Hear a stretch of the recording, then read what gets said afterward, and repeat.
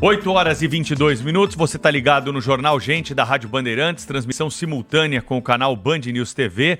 Nós vamos falar agora bastante sobre economia com o secretário de Política Econômica do Ministério da Fazenda, Guilherme Mello, que está ao vivo conosco em áudio e vídeo para essa entrevista.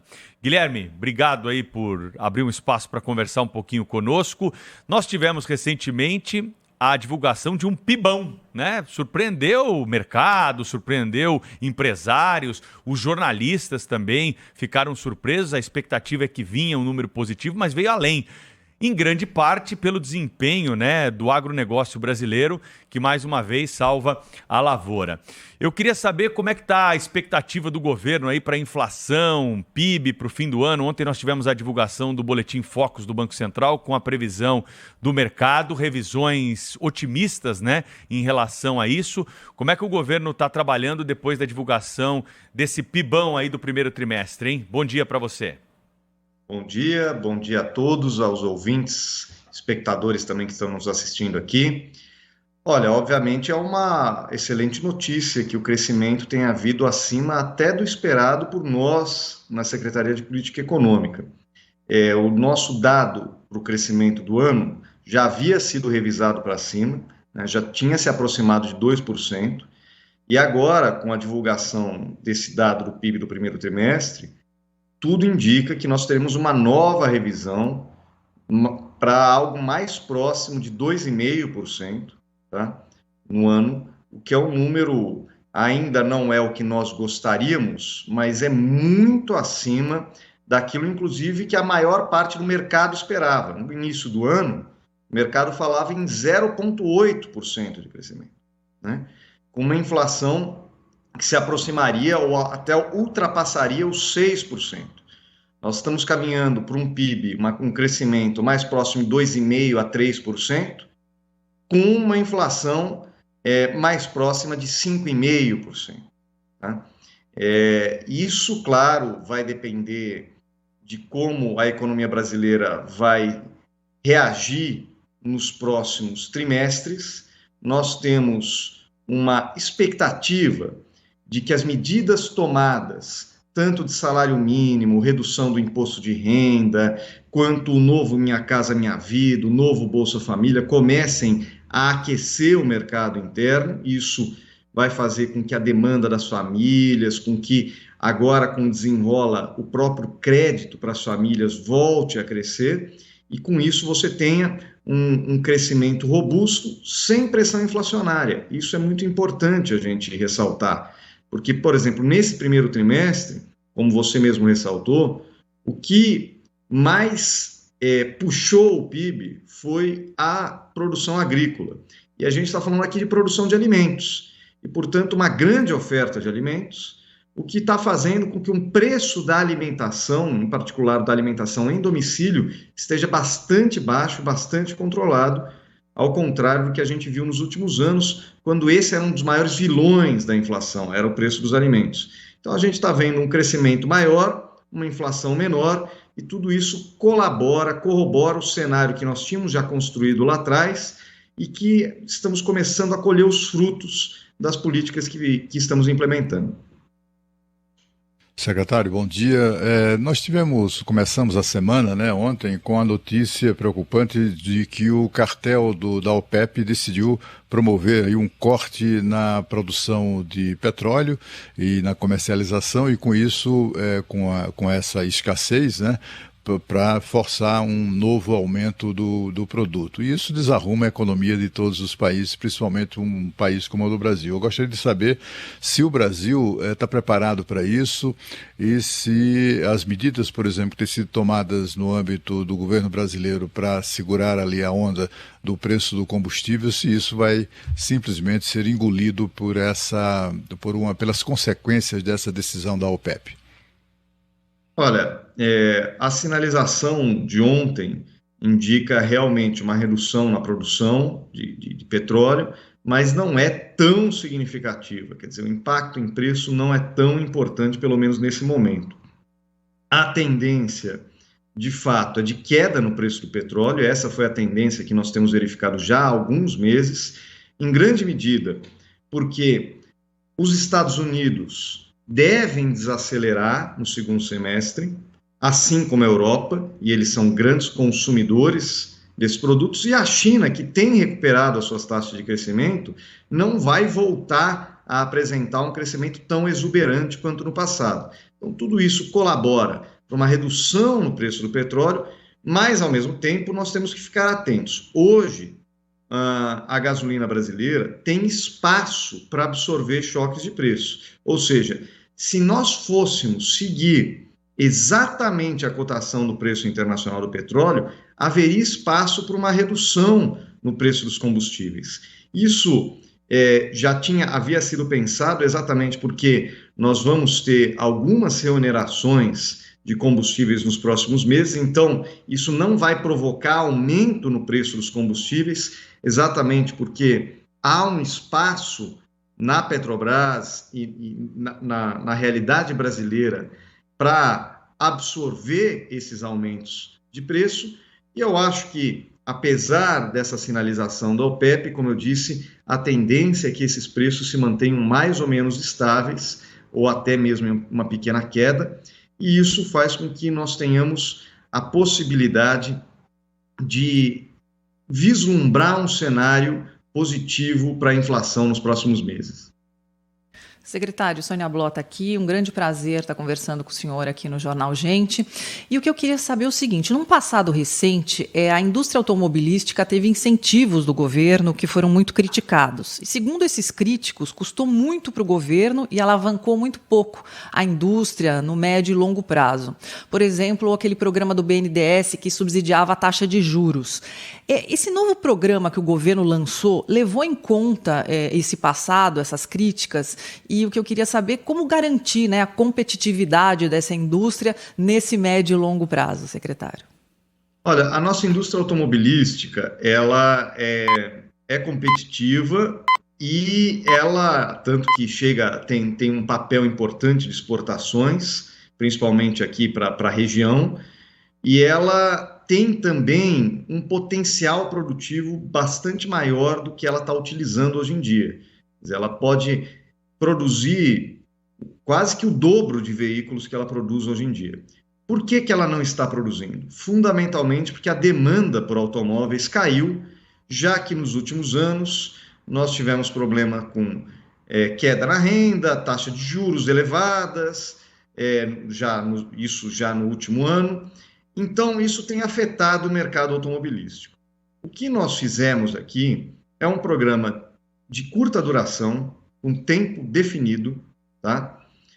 Focado em carros, veículos de melhor eficiência energética, e que tem um peso muito grande também para os veículos de carga e veículos de passageiros, como caminhões e ônibus, para você trocar aqueles veículos antigos, que poluem muito, que até tem algum nível de insegurança, já que ele já está bastante desgastado, por veículos novos. Então, por exemplo, o nosso programa de caminhão pressupõe a devolução de um caminhão antigo, de um caminhão já desgastado, e um bônus para você comprar um caminhão novo, que é muito mais eficiente do ponto de vista energético, polui muito menos, é muito mais seguro.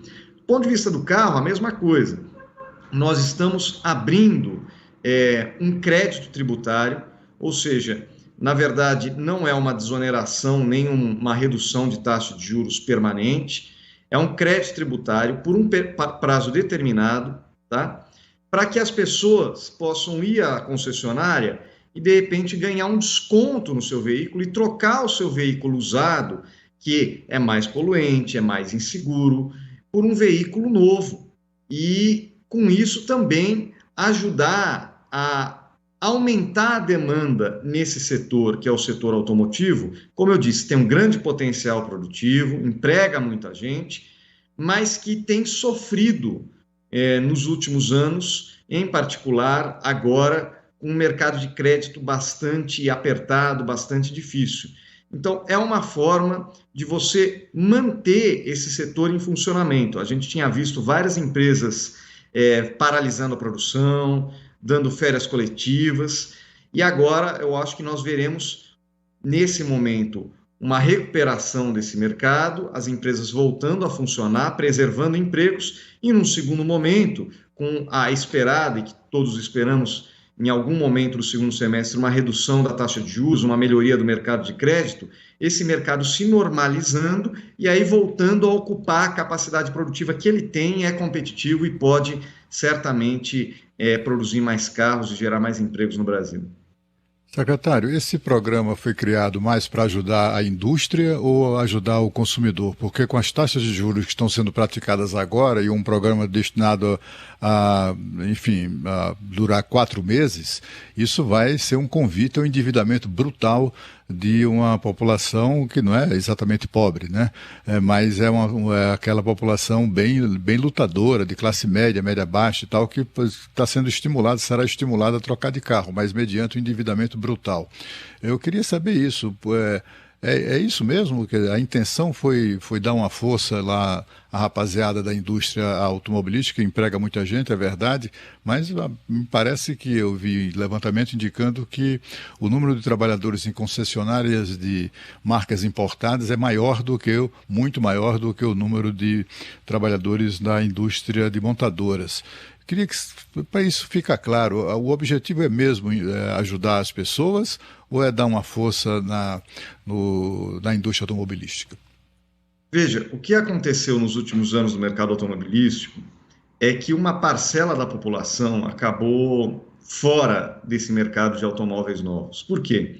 Ela até tem um nível de renda razoável, mas o preço dos automóveis subiu significativamente, em particular a partir da pandemia, que aumentou o custo das peças, dos componentes dos automóveis, também decorrente das novas tecnologias, a introdução de novas tecnologias nos carros, isso encareceu o produto e excluiu uma parte da população da possibilidade de acessar esse carro. Nós achamos que com esse desconto que nós estamos dando, que o governo está, esse crédito que o governo está dando para a população, uma parte da população que se viu fora porque o preço do automóvel estava acima das suas possibilidades, poderá trocar o seu automóvel usado, às vezes 5, 6, 7 anos de uso, por um automóvel novo, né?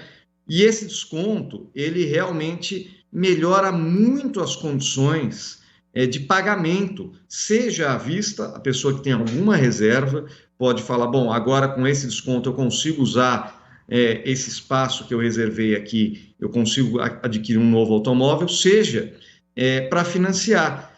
A taxa de financiamento de automóveis é menor que a taxa média de juros da economia, mas mais do que isso, com um valor menor, ele também financia, né, um pedaço menor do automóvel.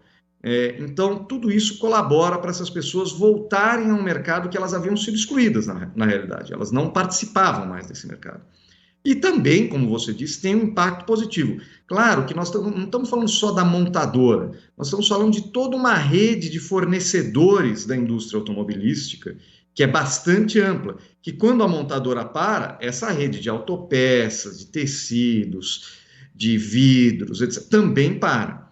Então, nós estamos preocupados com as duas coisas. Uma, viabilizar que as pessoas de classe média que tinham dificuldade de acessar esse mercado, voltem a acessar, tenham uma possibilidade de acessar em uma condição mais favorável.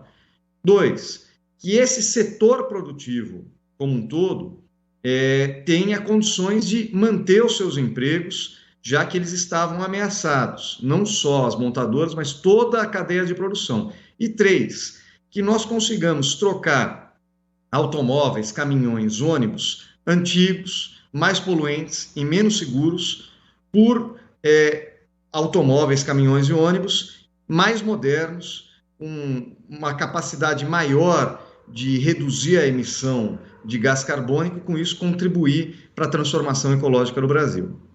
Guilherme Melo, secretário de Política Econômica do Ministério da Fazenda, está ao vivo aqui no Jornal Gente, na Rádio Bandeirantes, no canal Band News TV. Secretário, queria perguntar para o senhor sobre déficit público. Olha, no marco fiscal, né, na regra do novo marco fiscal, que já passou pela Câmara e agora segue para o Senado, o governo coloca o objetivo de zerar o déficit público até o final do ano que vem, de 2024, e já reduzi-lo agora em 2023. Os mais céticos se perguntam como. de onde o governo vai achar esse dinheiro todo. Então, eu queria fazer justamente essa pergunta para o senhor. Como? E dá para fazer isso sem aumentar a carga tributária? Essa pergunta é muito importante, porque a previsão de déficit primário que estava na lei de diretriz, na lei orçamentária anual de 2023, dizia que a gente teria um déficit em torno de 2,2% do PIB. Hoje, todo mundo trabalha com déficit próximo a 1% do PIB ou até menor. Ou seja, nós já recuperamos mais da metade da previsão de déficit que teria para esse ano. Como nós fizemos isso? Bom, fundamentalmente, recuperando a base fiscal do Estado brasileiro. Quando eu falo de recompor a base fiscal, eu estou querendo dizer o seguinte: no ano passado, as receitas do governo federal se aproximaram de 19% do PIB. Para esse ano, havia uma previsão de queda brutal da arrecadação para algo mais próximo de 17,5% do PIB. Isso por quê? Porque foram dados muitos subsídios, incentivos, alterações em leis, como diz o ministro Fernando Haddad, foram aprovados muitos jabutis, muitas interpretações judiciais sobre temas tributários que beneficiavam uma parte muito restrita da população, não beneficiavam a sociedade como um todo. Na verdade, uma parte importante disso se configurava quase como privilégios tributários. Portanto, o que nós estamos falando é que, para zerar o déficit público, basta nós recuperarmos o nível de arrecadação do ano passado. Nós não estamos falando nem de 10 anos atrás, né? O que aconteceu no ano passado. Se a gente conseguir voltar, recompor a base de arrecadação sem criar novos impostos e sem aumentar alíquotas, apenas combatendo privilégios, revendo interpretações que nós achamos equivocadas na justiça, aprovando novas legislações, como, por exemplo, a lei dos preços de transferências, que, na verdade, reduzem um canal de não pagamento de impostos que havia no Brasil e que já era criticado internacionalmente. Então, nós estamos aprovando e revendo uma série de medidas para recompor a base fiscal do Estado, sem aumentar impostos, sem criar novos impostos e com um foco muito claro em, depois de recuperar dessa base, ou no processo de recuperação dessa base, também reformar a estrutura de impostos do Brasil.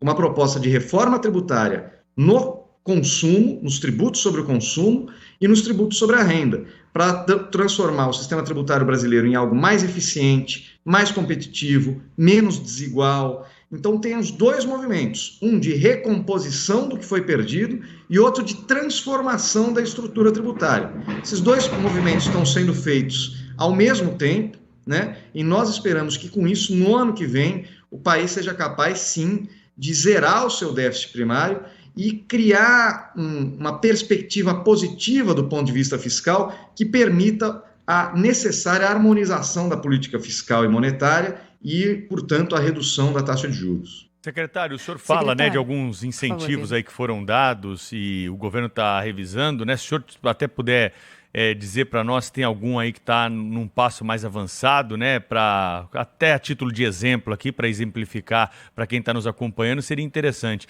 E a minha pergunta para o senhor nesse contexto é a seguinte: o Estado às vezes não é muito inchado, não é muito grande em algumas estruturas. Essa revisão também não deveria ser feita no momento que a gente discute aí reforma tributária, até mesmo antes da reforma tributária, para a gente, de alguma forma, enxergar o tamanho da administração pública e enxergar alguns postos ali, pontos que pudessem ser cortados? O Estado brasileiro, ele às vezes é muito grande para alguns e muito pequeno para outros, né? Então, é evidente que nós temos que melhorar e muito a eficiência do gasto público. E para isso existe um foco muito grande no que está sendo reforçado agora, uma política de acompanhamento, né, e avaliação das políticas públicas. Quem está liderando esse processo hoje é o Ministério do Planejamento, o Ministério da Fazenda participa, inclusive a secretaria que eu comando tem participação nesse comitê de avaliação de políticas públicas, e ele vai nos ajudar a dizer, essa política é efetiva, está funcionando, deve continuar, ou ela deve ser aprimorada, ela deve ser reformada, ou simplesmente ela não faz mais sentido, ela deve ser finalizada. Tudo isso, obviamente, ajuda a melhorar a qualidade do gasto público, a eficiência do gasto público. Agora, uma parte importante dos gastos públicos no Brasil, atualmente, recentemente tivemos até uma divulgação de um estudo que mostra que as renúncias tributárias somam mais de 600 bilhões no Brasil. Então, uma parte importante do gasto público no Brasil está concentrado nisso que nós chamamos de gastos tributários. Eles não são gastos diretos, como é o Bolsa Família, que é algo muito eficiente, que foi redesenhado agora para aumentar a sua eficiência, o seu impacto na redução da pobreza, na redução da fome, mas eles são gastos da mesma forma, só que voltados para parcelas muito pequenas da população e que geram pouco emprego muitas vezes, que geram distorções competitivas outras vezes. Então, nós estamos focados em controlar, sim, os gastos, mas, em particular, esses gastos tributários. São gastos que geram poucos efeitos positivos para a economia e que tiram bilhões de reais, às vezes dezenas, às vezes centenas de bilhões de reais do Estado brasileiro. Vou dar um exemplo, você pediu 2 exemplos aqui, eu vou dar um exemplo de uma questão que foi agora julgada pelo Poder Judiciário e que é muito importante. Havia a possibilidade dos governadores darem uma subvenção de ICMS para empresas. Só que o que havia sido aprovado lá em 2017 é que essa subvenção poderia ser utilizada para abater a base de cálculo dos tributos federais. Ou seja, um governador dava um incentivo e isso fazia com que o imposto que o empresário não pagou fosse abatido da base de cálculo do imposto que ele teria para pagar para o governo federal, sem gerar nenhuma contrapartida necessariamente. Então, o que nós fizemos? Nós mantivemos esse incentivo para investimentos, porque o Brasil precisa de investimentos, mas para custeio não faz o menor sentido. Você não está gerando nenhum efeito positivo na economia, e isso tirou 90 bilhões de reais do Estado nos últimos anos. Então, nós estamos falando aqui de um gasto, efetivamente, é um gasto tributário, que tem um impacto quase nulo do ponto de vista positivo para a economia. Então, nós vamos cortar esses gastos, nós vamos recompor a base fiscal do Estado e, ao mesmo tempo, nós vamos avaliar o conjunto das políticas públicas para descobrir onde tem ineficiência, vamos reformar, vamos melhorar, porque o Estado precisa estar voltado para aqueles que mais precisam. E aqui não é só os mais pobres, os trabalhadores. Com certeza, setores produtivos, pequenos empresários também precisam do apoio do Estado, de crédito mais acessível, de um ambiente regulatório melhor, de uma estrutura tributária melhor e mais competitiva. Então, nós estamos fazendo essas reformas exatamente para facilitar a vida das pessoas, melhorar a vida das pessoas e cortar os privilégios. Secretário, nosso tempo urge aqui, mas eu tenho uma última pergunta para o senhor, que é, em recente declaração, o senhor falou que o Brasil vai emitir títulos verdes no segundo semestre, né, com o objetivo de ajudar aí a financiar a transição para a economia de baixo carbono. Queria que o senhor explicasse isso para a gente. Uma das agendas novas e mais fundamentais, e particularmente que eu mais me apaixono aqui, não só do Ministério da Fazenda, como desse novo governo como um todo, é a agenda do que nós estamos chamando de transformação ecológica.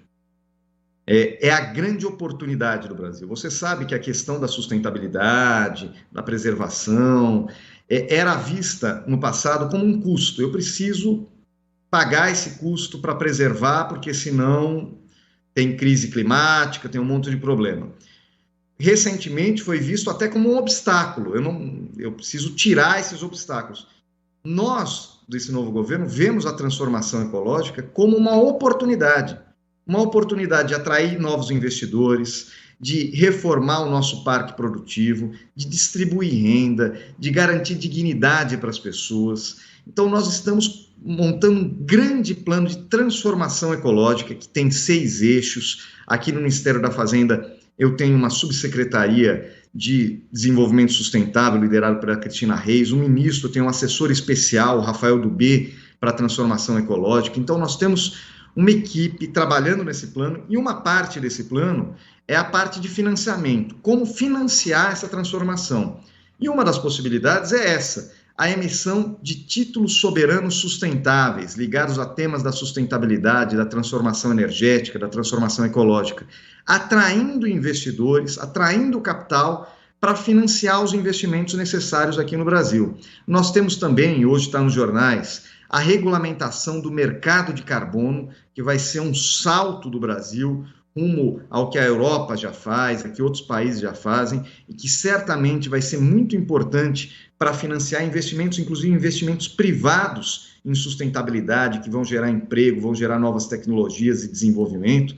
E nós temos também toda uma discussão aí do financiamento à infraestrutura, assim como do que a gente chama de taxonomia, classificar o que é investimento sustentável, o que não é, exatamente para evitar o que aparece no debate como greenwashing, quer dizer, pessoas falando que estão fazendo coisas sustentáveis quando na verdade não são. Então nós temos uma série de iniciativas que vão se configurar num plano de transformação ecológica, que é o grande horizonte de desenvolvimento do Brasil nos próximos anos, e nós estamos muito confiantes nisso e achamos que isso vai gerar uma perspectiva para a economia brasileira, não só sustentável, como inclusiva e justa.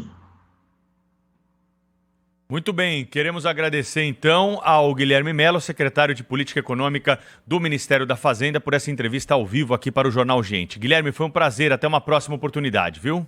Obrigado, eu que agradeço e bom dia a todos e todas que nos acompanham.